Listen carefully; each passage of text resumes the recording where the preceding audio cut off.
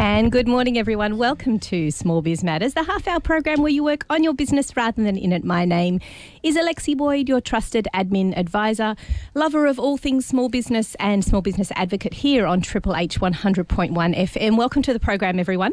Now, today we're going to talk about something we haven't been covering in the last few weeks. Over the last series of podcasts, we've been talking about the importance of thinking about your business with the end in mind, being organised, being, understanding where your finances are, understanding where everything lines up, getting your ducks in a row, thinking about cybersecurity. So quite intrinsically practical things. Now we're going to take a step back today and we're going to talk about thinking in terms of yourself. Self-nurturing, looking after yourself as a business owner, but also the practicalities of running a business and how those two things are interlinked. Now, joining me today is Tim Hoopman, experienced small business owner, very experienced, I might add, qualified bookkeeper and expert in mental health education from everyone from corporate through to small business. He's going to be talking to our listeners to reconnect with valuing ourselves and also valuing our staff. I mean, those guys are really the jigsaw puzzles that hold our businesses together, and without them, they can sometimes make or break a business. And we need to be encouraged to be more productive, healthier business environment, healthier business owners themselves as well. And I think everyone from sole traders through to those with a JOB are going to benefit immensely from today's expertise. Now, welcome to the show, Tim. Thanks very much, Alexi. Very good to be here. Now, we had a lovely coffee chat the other day when we were prepping for this interview, and I must say your business journey is very interesting, not only because of the experience that you have with other business owners, but also your own experience yourself and what you do share with others through your journey. Now, take us through that small business journey. Thanks very much. It was a great chat the other day. I think we probably could have gone for 3 or 4 hours rather than That's right. that 1.5 hours that we did. So it was really, really fun. Great connection. I've been running a small business for over 15 years now. Prior to that, I worked in corporate for big companies like Lion Nathan Brewing and Shell. So I've had a great experience on both sides of that, so in corporate and also in small business. And moving out into small business was an unbelievably exciting time, but it was also really challenging. And in some cases, I knew what I was doing. In other cases, I had no idea what I was doing. Fumbling along. And I was fumbling along. So that was, so it was good. So I learnt a lot of things along the way. I made a lot of mistakes, and I think this morning it would be good to chat about a few of those and talk to the listeners about things that you've mentioned, taking care of yourself, looking after yourself from a mental health perspective, and then also ensuring that your team and the people that you work with, including your suppliers, including everyone, your customers, are all treated the same way. And that's a good point that you raise, actually, because I think one of the really fascinating aspects to your journey is your involvement with Beyondblue. So why is it that you became involved with such an absolutely awesome organisation, and why is it that small businesses, do you think, need to be aware of what it is that they do? It's a real privilege for me to be involved in Beyondblue. I've been working with them for just on a year now. I started as a volunteer, so I was out rattling the cans, standing at sporting events, standing at concerts, triathlons, just helping out. They look very much for volunteers to work with their partners to spread the message about mental health, about anxiety, about depression and suicide prevention. So it's a great organisation. Over the years, I have struggled from time to time with high levels of stress, anxiety and mild depression. I'm not alone in that game. I suppose for me, as I was going through that over the years running my own business, I didn't really know what was going on. And what I found with touching and working with Beyondblue is they know what's going on and they really can help you. It's kind of like when you're running a business, and we all say, we say this so often on Small Biz Matters, surround yourself with good people, find the right expert. They are the experts for mental health, aren't they? They are definitely one of the experts, and they're a wonderfully kind and caring organisation. And what I found out over the last year is they have a wealth of information that's available for small business.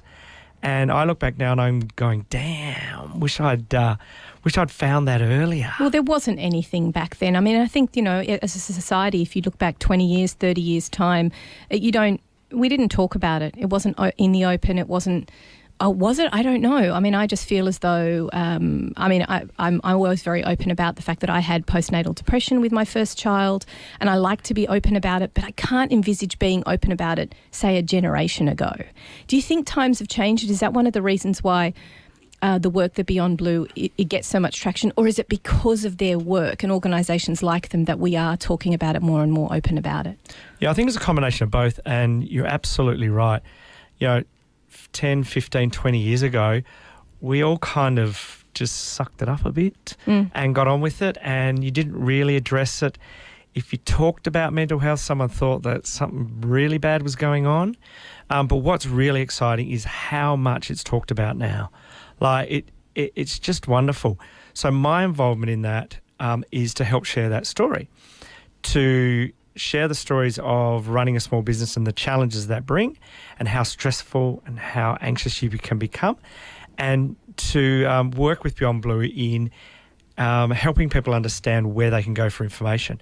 I've now just become a speaker with them, so I've been very fortunate and privileged to apply for their speaker network and to get accepted, and now I'm able to go out and share my stories.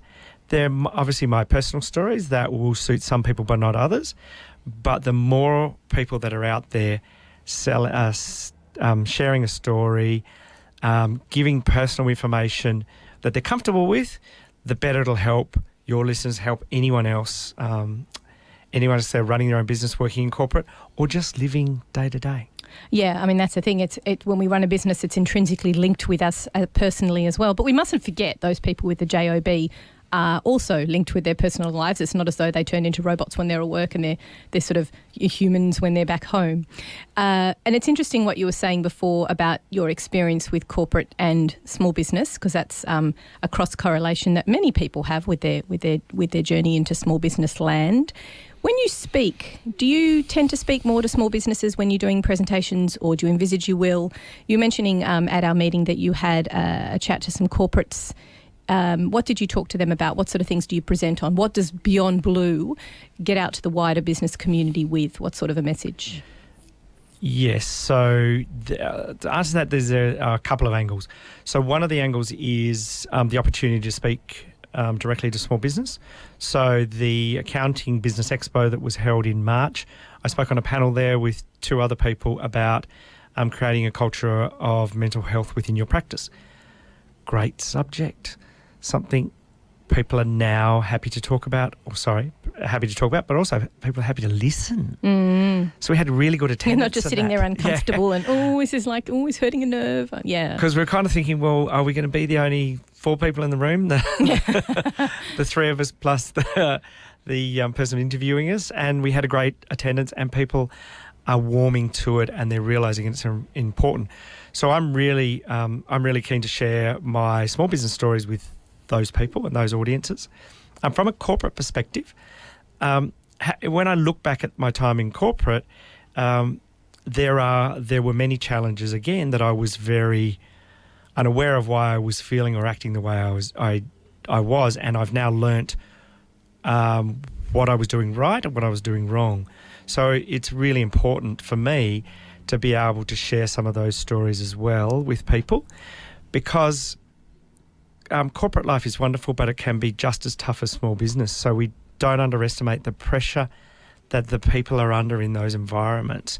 So my stories are a combination of both, and I think if people can take away 1 or 2 nice little snippets that they might be able to do in their daily life to help them, well, that would be a blessing to me, and that's the best thing I could offer.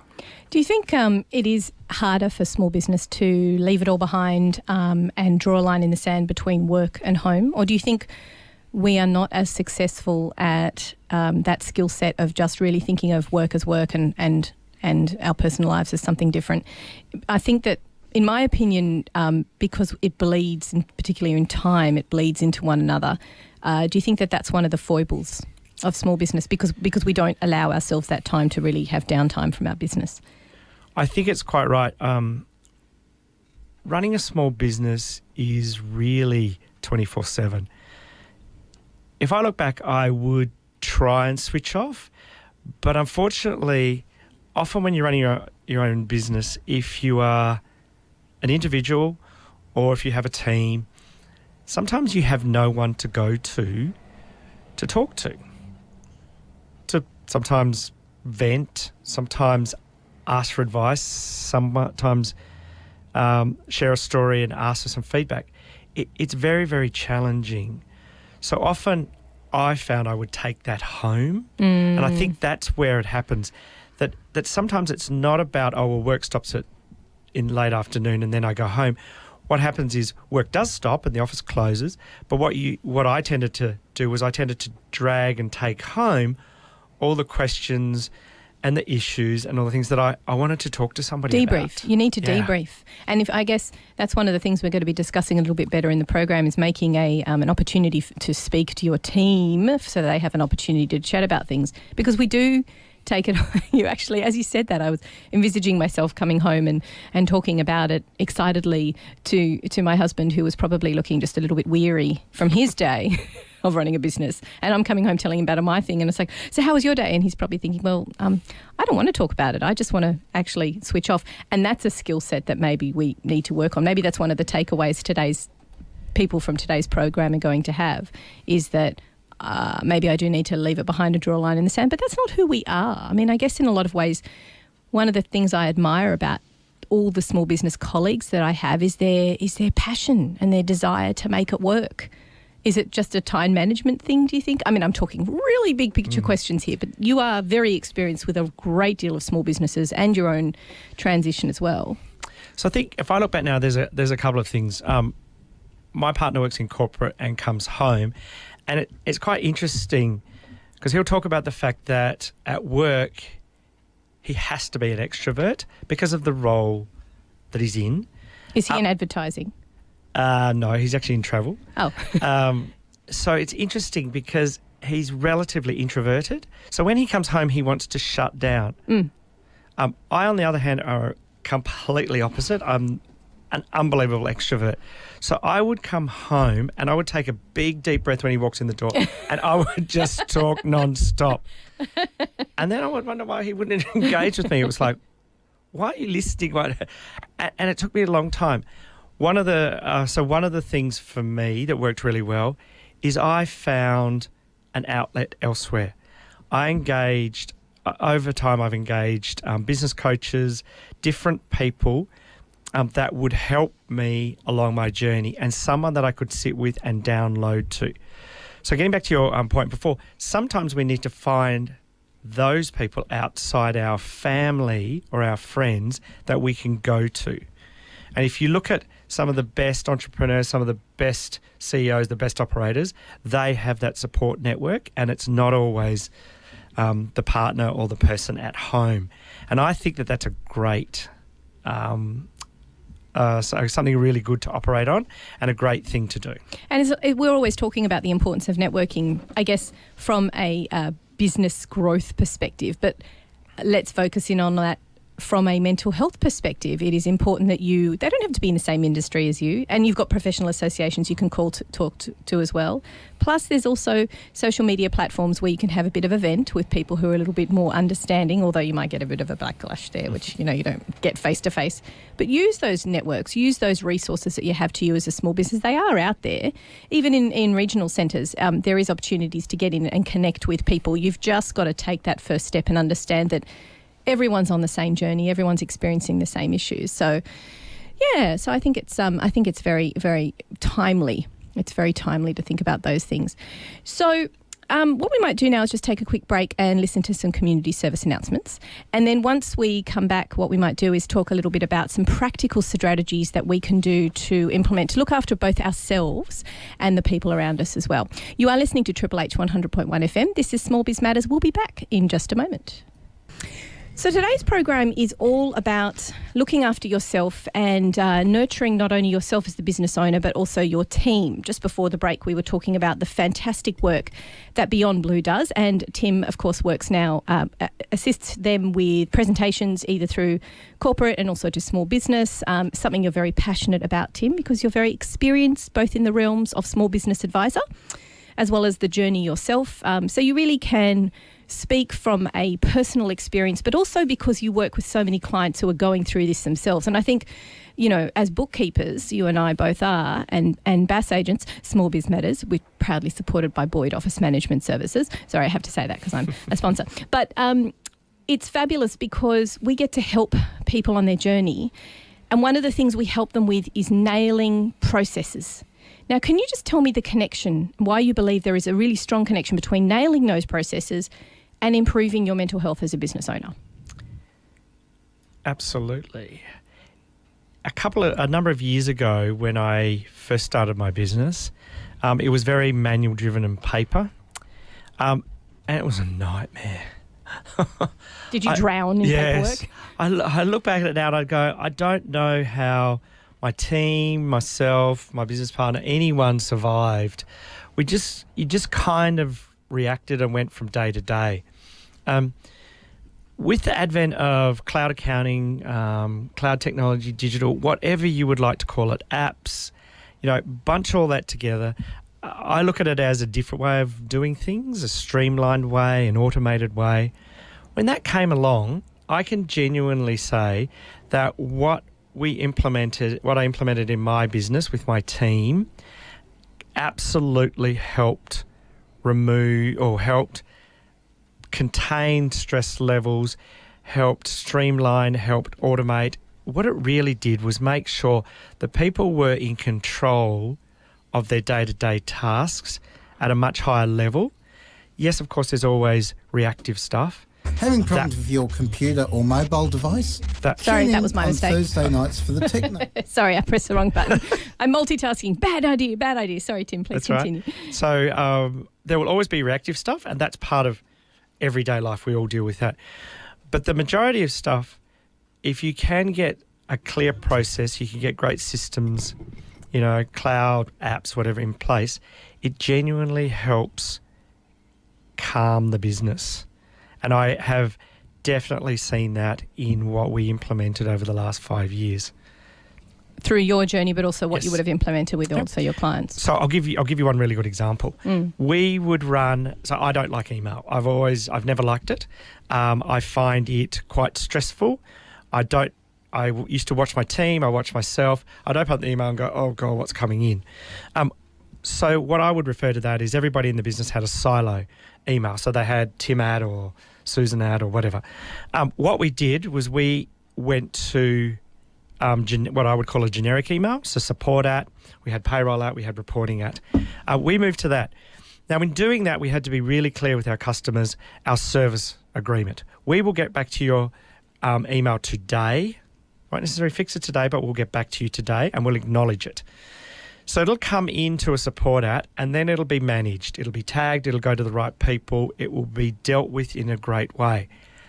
I feel in my business that was one of the fundamental changes that we made that really, really helped everybody's stress level. Because in the past, I've found levels of bullying, all sorts of things going on with individual clients to staff or whatever, that wasn't picked up. Here was an opened environment where we could see everything. I could see everything, or my staff, my customer service manager, everyone. And it made it calmer. People were off for the day. Someone could deal with their email. They didn't come back the next day with opening their email going, oh my God, I've got 200 unread. Or they felt like they had to look at them at home when they were actually having a break. Which people do all the time.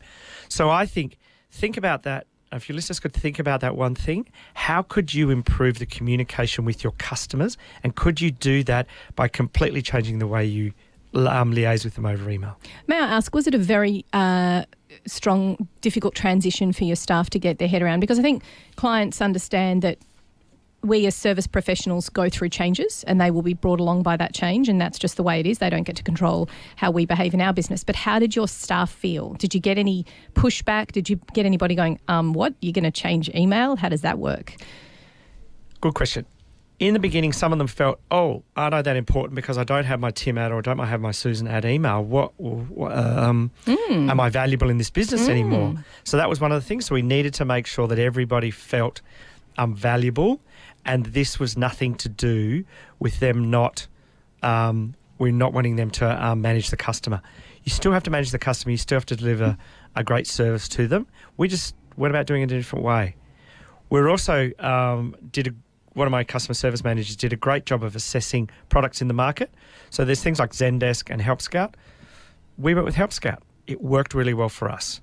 There are other options out there, but you also find a tool or a system that is the best that'll help you deliver what you want. It's funny you should mention apps because in our meeting we were talking a little bit about there's two options, isn't there? There's a complete fear of wanting to bring anything on board because you're thinking of the change and how much research you've got to do to find the right app. And then there's opposite, which is testing everything at once and having a complete overload. So how do you find the balance? How do you as the business owner make the decision on, okay, you mentioned, what was the email functionality tool that you used? We used Help Scout. Help Scout. Okay, so how did you, out of all the options that were there, make a decision? Did you ask an IT management person? Did you talk to other people in your similar position to you? Did you ask your networks?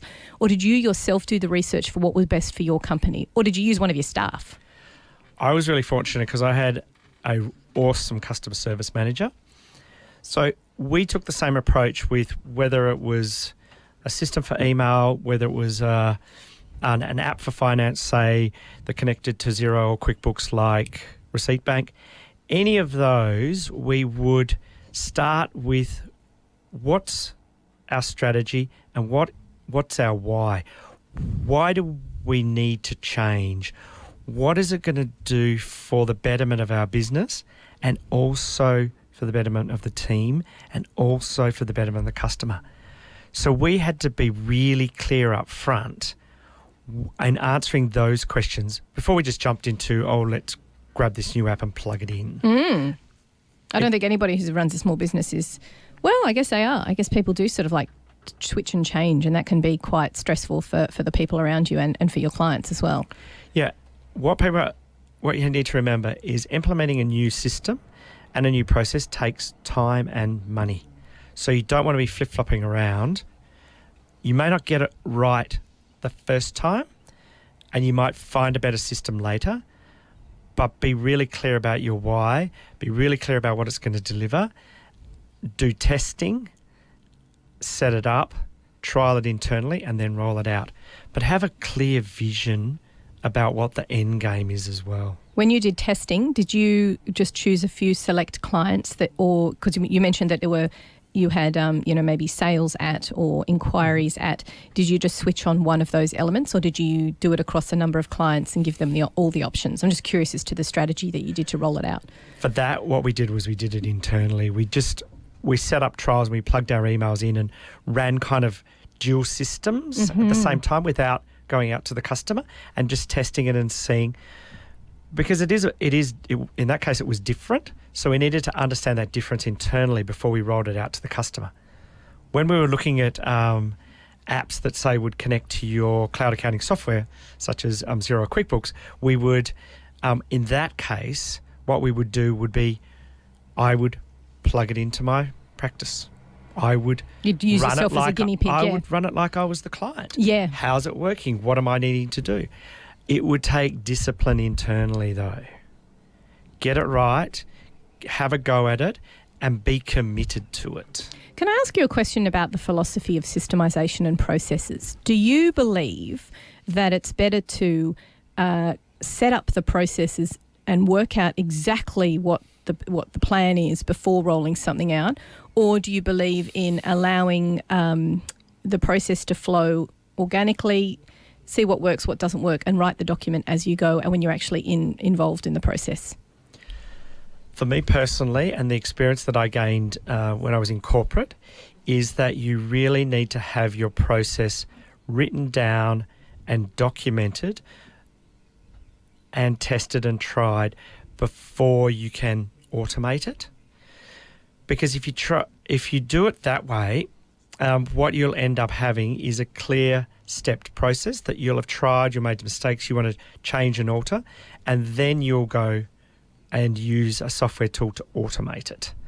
And in that case, I found for my practice, and it just worked well for me, that doing it that way meant that you could get a lot of the issues out, you could sort out what your checklist looks like, you could change it, you could run it through your business, And then when you go, I reckon that's pretty good, you can move to automating it. That's how I've worked,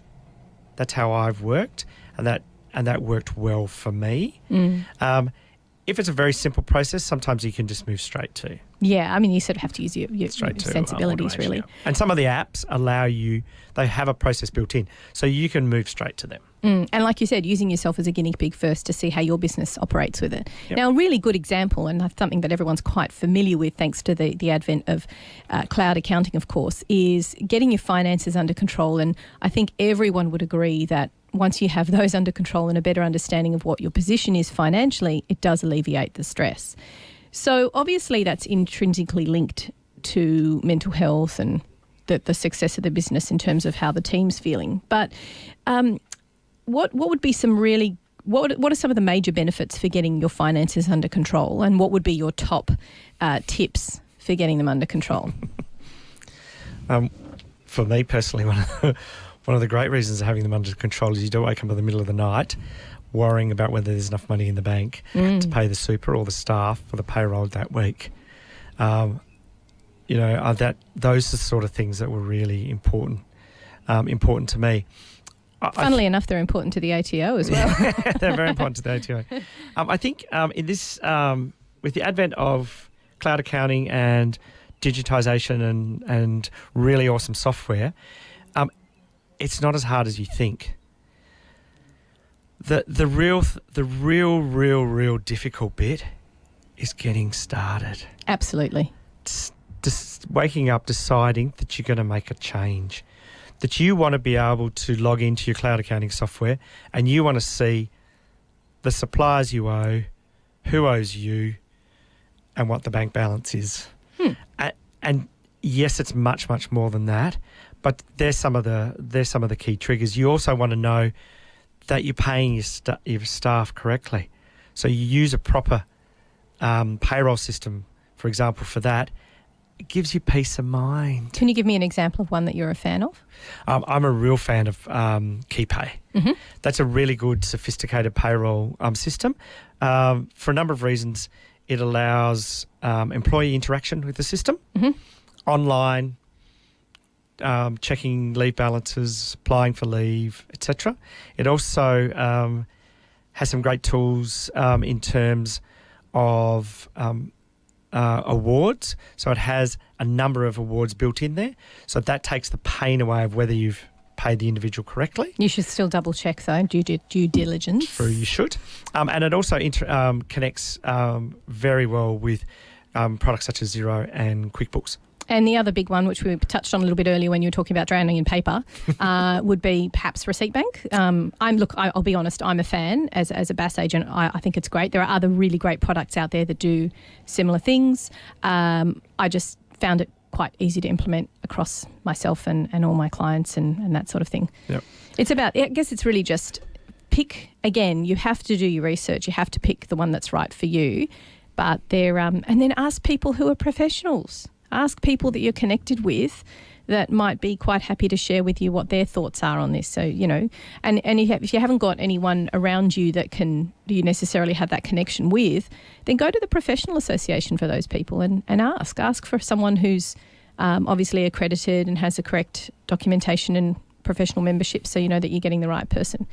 Absolutely. Receipt Bank is a game changer. If you are drowning in paper, which we used to be, if you're running a bookkeeping practice and you can't get source documents from your clients because they're busy doing other things in their business, help them make the process much easier and watch it change. You mentioned cash flow a little bit earlier because it's important that, like you said, the number one reason to get organised is so you don't lose sleep. These automated processes obviously speed up the automation, but they don't necessarily give you more cash. So what is the connection between the two, very simply?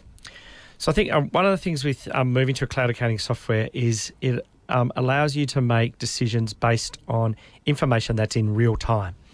So you've got real-time information there, not something that's coming to you in a report down the track. So I think that's one of the really great things. And I used to say to my customers, you want to get back in the driving seat in your business? Sit at the dashboard of your cloud accounting software and really get into it, really start to see and look at it every day. Cash flow is a really interesting thing. Sell more. Yeah. Go out selling. Oh, yeah. As odd as that might sound for some people, go and sell more. Well, yeah, I know exactly how you feel. I used to think to myself, I don't understand where the confusion is with cash flow. Get paid faster, pay your bills faster, then you know where you stand. It's obviously more complex than that. I think one of the things I like to sit down with small businesses is say to them, okay, well, let's have a look at your seasonality. Let's try and smooth out your seasonality of client bookings and sales and that sort of thing. That's going to happen depending on the business that you're in. But let's smooth out those purchases so that you're not looking at this big hit of $4,500 of professional indemnity insurance once a year. In your opinion, does it make sense to smooth out and make things a monthly payment so you've got a more realistic picture in your books, or do you think it's a good idea to get those things paid? Or does it depend? How long's a piece of string? Do you know what? Sometimes it depends on what makes the business owner feel most comfortable. Yeah. If they like to pay it all up now and they can afford to, sometimes that's the best thing for them. If they want to smooth out their payments every month, then certainly by all means do that. I kind of think that might sound like a bit of a cop out, but I kind of think it's what suits you best. But then do it consistently, and then monitor it, and then be on top of it. And just on the selling thing, I wasn't trying to be flippant with that, but go out and talk to customers. They'll generally have more work for you if you ask. Go out and do some sales calls, and when you do, engage the customer properly and be really clear what you're going to do and what their obligations are to you, and get a commitment to pay on time. That's one of the things that is a horrendously big burden that small business take on. They don't get paid on time. And I've been in this situation before, I became scared. Oh no, it's just mounting up. I've got to chase that client. What if they leave me? Well, if they're not paying you, they might as well kind of not be there. Yeah, in the first place. Yeah, so there are some really good triggers. And again, if you go back and look at automation, you go back and look at cloud accounting software, you go into Xero, you go into QuickBooks Online, they all have those built in. Automatic reminders, all of these sort of things. Set it up, use those features. Exactly. People are paying what can for some people be quite a lot of money for this software, and they're not actually using it to its maximum potential. Most of these accounting platforms have actually got these great videos you can watch, which are 1 or 2 minutes. Just get a handle on a teeny weeny little chunk of how you can learn it, because this is a very powerful piece of software, particularly designed for small business. It's designed to help you. It's designed to help you with cash flow and understanding your finances and getting automated. Use it. Use the features that are there. Now, we're going to take a quick break here on Small Biz Matters, and we'll be back after this. But it was an interesting segue you just mentioned there, Tim, about looking after yourself and thinking about you, not just the business. And we're going to talk a little bit more about that after the break. You're listening to Small Biz Matters, the half-hour program where you work on your business rather than in it. My name's Alexi Boyd. We'll be back. And welcome back to Small Biz Matters, the half-hour program where you work on your business rather than in it. My name is Alexi Boyd. We've got a fantastic guest with us today. Tim Hoopman is here talking with all of his experiences relating to not only being a small business owner himself, but also the work that he does with Beyondblue. Now, Tim, one of the reasons why you've connected with that great organisation is because of your passion for small business and your belief that there is help out there. Now, why is it so important that we put ourselves first as small business owners? Because in the program you were talking about, being conscious of your staff and making sure that they're happy when you're implementing process and getting paid on time and making sure your super obligations are met. Ultimately, should we be putting ourselves first in almost a selfish way, which we're not very good at doing with small business? What are your thoughts? Often when I talk about this subject, I start with as a business owner, who was I accountable for or accountable to? And I always look at it in probably 3, sometimes 4. 1 was the ATO, because they were a master. Yeah. 2 was the client. 3 was the employees. And sometimes the 4th is your suppliers, because they can be just as demanding. So as a business owner, you have many masters. and you are constantly thinking about them, working sometimes for them, doing your best to help them. I think one of the things, and to your question, is when you're doing that, you need to ensure that you are okay. I look back at some of the times in my practice when I was running my business, and I go, I wasn't okay, and now I understand why I was acting and behaving like that. You've got to make a conscious effort on an ongoing basis to look after yourself, because when you're in the best frame of mind, you're then able to help the people around you much more effectively and run your business much more effectively. Is it kind of like the you're in an airline and you put on you're in an aeroplane and you put on your gas mask first before you help those around you? Yeah, it is actually a little like that. Take care of yourself, so then you're in the best place to take care of other people. Now, we talk a lot about practical strategies on small biz. Is there anything that you can think of, if anybody was to walk away from this program with just a couple of top tips for just strategies that they can do to look after themselves? Because we're talking a lot about a lot of big picture things today. Mm-hmm. What's something that somebody can implement today? Okay, I'll tell you what I do. What I've found over the years that works best for me is a couple of things. One is exercise. So, yes, I understand that everyone goes, "Ooh, okay, but I can't run a marathon. I don't have time. I don't have time." When I talk about exercise, it's whatever that is for you. So for me, it's running, it's ocean swimming a lot, sometimes in the pool, but it's about getting out and doing something physical that makes me happy. The other thing is I have what I call happy places. So the park that I run in is a very wonderful park, and it's one of my happy places. So the running doesn't feel such a chore because I'm in the environment I want to be in. And the other one is the beach. Even if I don't ocean swim, even if I just get in the water and stand there, I will go down to the beach most days of the year, even in the winter. And that is a place that I feel centered. And I can tell from my perspective, my day is much, much better when I simply get up and I go to one of those places. And again, I like to do exercise, but sometimes just sitting and being there can be the most wonderful thing and can set you up for success for the day. So just try something. But also I would suggest to people that you've got to be consistent. Once or twice, and then you go, doesn't really work for me. Be consistent, find what it is. A couple of other things, I love to bake. That is one of my mindfulness activities. Some people go, you're crazy. I love to bake because it's a generosity thing of giving out to other people. And there's lots of other aspects around it that I enjoy, but that's probably the main one. Find those things that center you, that make you feel good about yourself, and then take that feeling with you for the rest of your day, to your work, to wherever you're going. So I think that's probably one or two of the little things that people could look at and find what's right for you. Doesn't matter what it is, what's right for you. Try different things until you go, yep, that's it.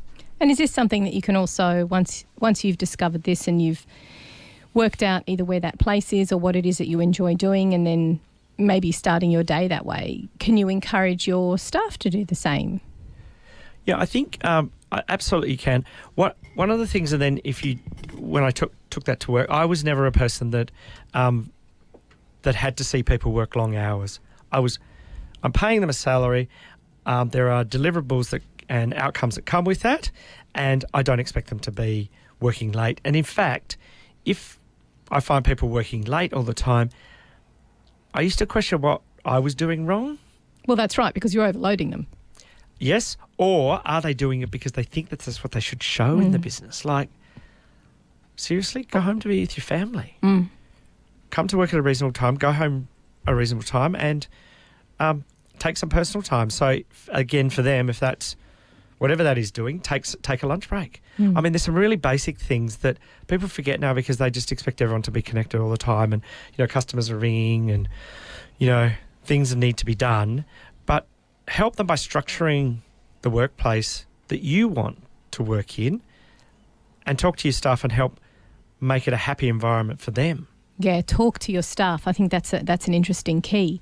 Engage with them. Make sure that you have an open discussion with them. It was something you touched on the other day in relation to how often you should sit down with your staff. And what's that magical question? I love this. What was that magical question you said to ask them? Yeah, so that magical question was, how are you feeling? So let me put that into context. When I worked in corporate, the organisations I worked with had a great people culture, and one of those aspects of that culture was managers sitting with their teams individually every month and doing what they called a one-on-one, which is what I call it. You can call it whatever you want, catch up, something, where you ask your team member, the person that is a valuable member of your team, how are they feeling? Start a conversation with that. When the person, in my experience, when the person goes into starting to tell you about what they've achieved that month, pull them back and say, how are you feeling? Because words of feeling are not, I've delivered this. Words of feeling are, I'm happy, I'm sad, I was really stressed, I had a joyous month, wow, that was really good what I learnt. So ask them how they're feeling and go back to feelings. Start the conversation around that and keep it on that, and spend half an hour, 45 minutes with them, an hour every month talking about them.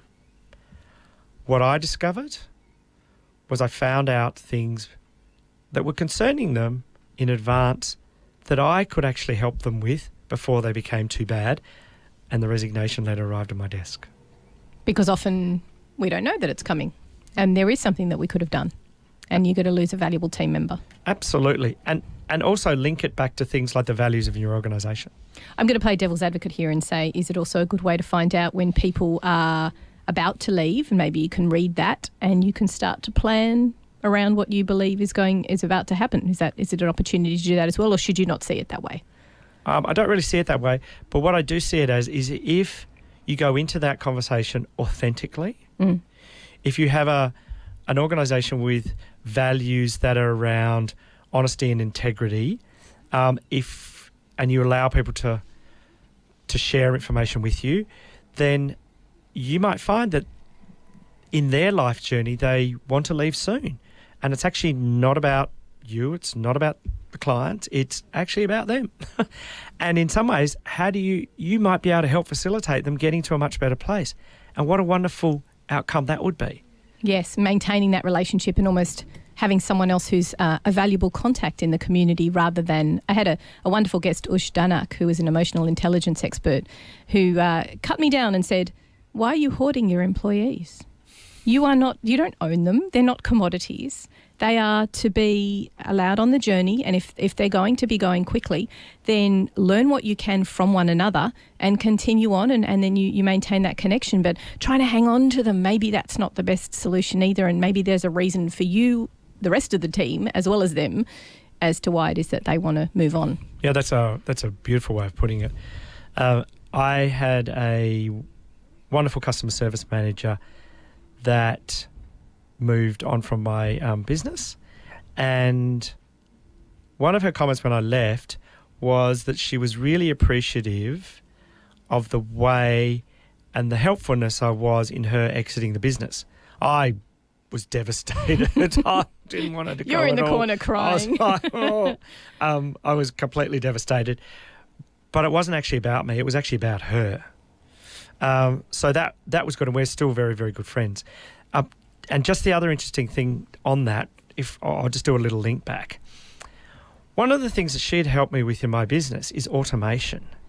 The automated footprint that was left behind by her as the customer service manager in things such as monthly invoicing to clients, reoccurring, all of these things, quoting, everything, was unbelievable. She left and the business, or her part of the business, didn't fall apart. That's an unbelievable testament to her as an individual, but also to how you need to set your business up, because it can't be a business about individuals. It's got to be about systems and process and wonderful people, but not about those wonderful people holding the whole thing together. That's right. It's almost like every piece of the puzzle is giving something, is building. It's building and making the business better. It may not remain, but what their legacy is still there after they've left. Absolutely. And you really need in any role, a role you have in a business, to ensure that that individual can step away from it and that section of the business will still function. That's when you have success. Well, look, that's a fantastic way to end the program today, speaking of not only nurturing your team, but nurturing yourself.